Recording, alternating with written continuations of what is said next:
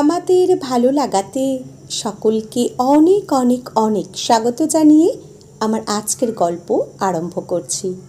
আজকের গল্প বর্দির ladies hostel and mace. গল্পটি তাহলে শুরু করি। সোনালিদি রাতে পেচ্ছাপ করতে উঠে মিমির গায়ে ধাক্কা খেয়ে হুমড়ি খেয়ে না পড়লে কেউ জানতেও পারত না মিমি সুইসাইড করতে চেয়েছিল। সোনালিদির চেঁচামেচিতে সবার ঘুম ভেঙে গেল। আলো চালিয়ে দেখা গেল মিমির মুখ দিয়ে গাঁজলা উঠছে, মেঝেই পড়ে কাতরাচ্ছে, কিন্তু হাত দিয়ে মুখ চেপে আছে যাতে আওয়াজ না বেরোয়। হাতের তালু গাঁজলায় ভরা। একতলা দোতলা মিলিয়ে মোট 4টে ঘরের 16 জন মেয়ে যখন ধরফড়িয়ে দৌড়ে একতলার কোণের ঘরের দরজা ধাক্কা দিতে দিতে বর্দিকে ঘুম থেকে তুলে জানালো, বর্দি ওনার সিগনেচার স্টাইলে চোখ রোকড়ে দেয়ালে ঝোলানো গাড়ির চাবিটা অনামিকাদির হাতে দিয়ে বললেন, হসপিটালে নিয়ে যাও। এ নিয়ে সকালে কাজের লোকেদের সামনে একটাও কথা যেন না হয়। সব কথা আমার ঘরে হবে। মাধুরী দত্ত গার্লস স্কুলের হেডমিস্ট্রেস হয়ে রিটায়ার করে নিজের পৈতৃক বাড়িটাকে লেডিস হস্টেল বানিয়েছিলেন। নাম বর্দির লেডিস হস্টেল অ্যান্ড মেস। অবসরের পর কি করবেন এসব ভাবতে ভাবতে হঠাৎই একটা ঘটনাকে কেন্দ্র করে, বাবা মায়ের একমাত্র মেয়ে ছিলেন মাধুরী, বিয়ে করেননি।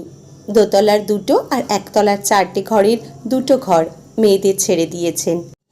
একতলায় শিশির এলকোণের ঘরটায় উনি থাকেন। 77 বছর বয়সে ওপর নিচ আর করতে পারেন না। কর্মরতা মেয়েরাই বেশি থাকে। এখন 12 জন, বাকি 4 জন ইউনিভার্সিটি স্টুডেন্ট, মাস্টার্স করছে। 77-এ আর সব কিছু সামলে উঠতেও পারেন না। অনামিকাই ভরসা, প্রথম গেস্ট এই হস্টেলের। বোলপুরের মেয়ে, চটপটে, বর ছেড়ে দিয়েছিল, পণের পুরোটা ওর বাবা দিতে পারেনি বলে। অনামিকা কাজ করত স্বাস্থ্য ভবনে। বর্দির সঙ্গে দেখা হয়েছিল শান্তিনিকেতন থেকে ফেরার পথে ট্রেনে। কলকাতায় ওর বাড়িওয়ালা উত্ত্যক্ত করছিল ওকে, যেমন কুমারী, বিধবা, ডিভোর্সি বা স্বামী পরিত্যক্তা মেয়েদের কাছে পেলে পুরুষেরা করে থাকে। তখনই প্ল্যানটা আসে হোস্টেল বানানোর। সেই অনামিকা 6 মাস আগে স্বেচ্ছা অবসর নিয়ে এখন বর্দির ডান হাত। 3 দিন পর মিমি হসপিটাল থেকে ফিরলে বর্দি ওকে নিজের ঘরে ডাকলেন। অনামিকাদি ছাড়াও সবিতাদি, রিঙ্কুদি, সোনালিদি, পল্লবীদিরা ঘরে বসে। মাথা নিচু করে ঢুকল মিমি। মিমির মা বাবা মিমির পিছন পিছন। ইঁদুর মারার বিষ খেয়েছিলেন কেন? বর্দির স্বর স্বভাব সিদ্ধভাবেই কর্কশ। তুই মরলি না কেন? মা কোঁকিয়ে বলল। আপনি চুপ করুন, আমায় কথা বলতে দিন, বর্দি গম্ভীরভাবে বললেন। এর জন্য আমরা আর কোথাও মুখ দেখাতে পারবো না। মা মুখে আঁচল চেপে কাঁদছিল। মিনি ফুপিয়ে কেঁদে উঠল। বর্দির পায়ের কাছে বসে নিজের মোবাইলটা দিল বর্দিকে। হোয়াটসঅ্যাপ খুলে, প্রদীপেরটা দেখুন বর্দি, আমার ভিডিও ভাইরাল হয়ে গেছে।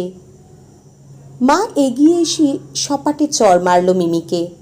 হারামজাদি, এই জন্যই তোকে কলকাতায় পড়তে পাঠিয়েছি, রানাঘাট থেকে।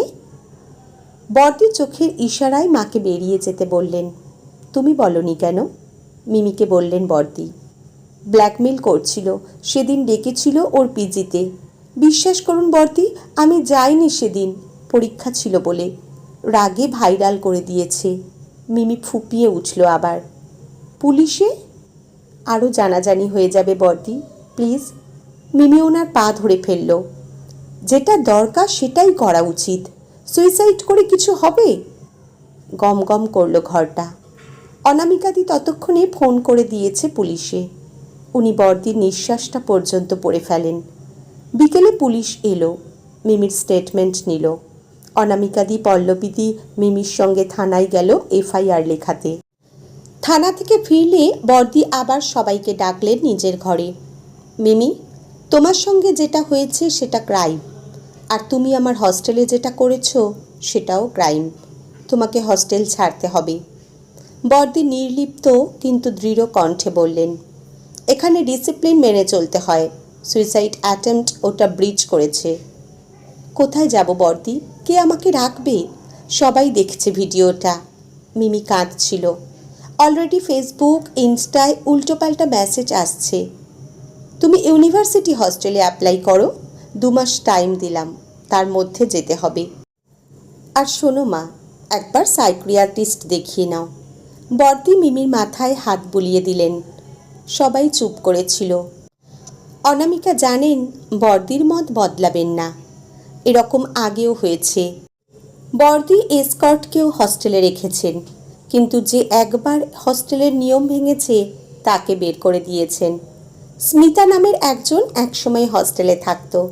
এক নির্জন দুপুরে বয়ফ্রেন্ডকে এনেছিল রুমে। জানার পর বর্দি 1 মাস সময় দিয়েছিলেন স্মিতাকে। স্মিতা পায়ে পড়েছিল। বর্দি অন্য জায়গার ব্যবস্থা করেছিলেন। স্মিতা আজও ওর বরকে নিয়ে বর্দির জন্মদিনে উইশ করতে আসে।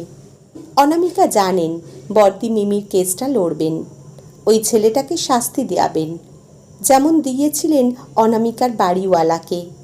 মিমির সঙ্গে যোগাযোগও রাখবেন, কিন্তু মিমিকে হস্টেলে আর রাখবেন না। ডাইনিং হল থেকে কেকা মাসির কর্কশ গলার স্বর এলো, আমি কিন্তু 8:30টায় যাব, এখন তাড়াতাড়ি খেয়ে আমায় উদ্ধার করো। বর্দি মিমিকে ধরে উঠলেন, মিমিকেও তুললেন। চলো ডিনার করব। তোমার পছন্দের পাবদার ঝাল বানিয়েছে। আজকের গল্প এখানেই সমাপ্ত। কলমে তুষ্ণী ঘোষ, পাঠে জয়তী। ধন্যবাদ।